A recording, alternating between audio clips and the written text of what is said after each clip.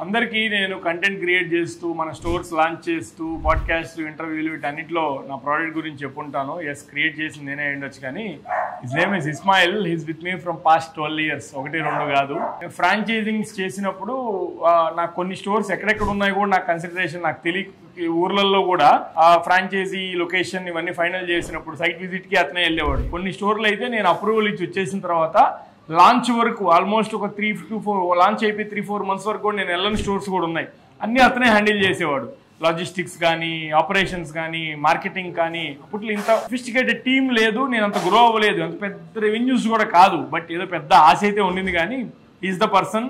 అతని మాటల్లో బ్రాండ్ గురించి కానీ ప్రోడక్ట్ గురించి కానీ ఏమంటాడో కూడా విన్నాం. నేను యాక్చువల్గా ఐస్బర్గ్ కంపెనీకి ఒక ఎంప్లాయీగా రాలేదు, ఒక చిన్న ఫ్యాబ్రికేటెడ్గా కంపెనీకి రావడం జరిగింది.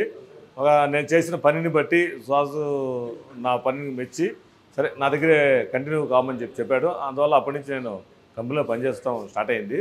కానీ స్టార్టింగ్లో మనీ విషయాల్లో కానీ దేంట్లో కూడా చాలా ఇబ్బందులు ఎదుర్కోవాల్సి వచ్చింది. అప్పుడు ఇంత కంపెనీ ఇంత గ్రోత్ అయ్యి ఇంత ఉండేది కాదు అప్పట్లో.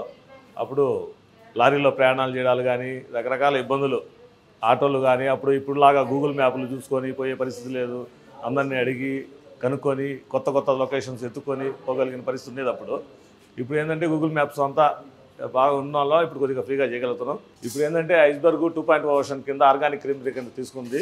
ఆర్గానిక్ క్రీమరీ హైదరాబాద్లో ఇప్పుడు 6th store ఈరోజు ఏస్నా నగర్లో లాంచ్ చేయడం జరిగింది.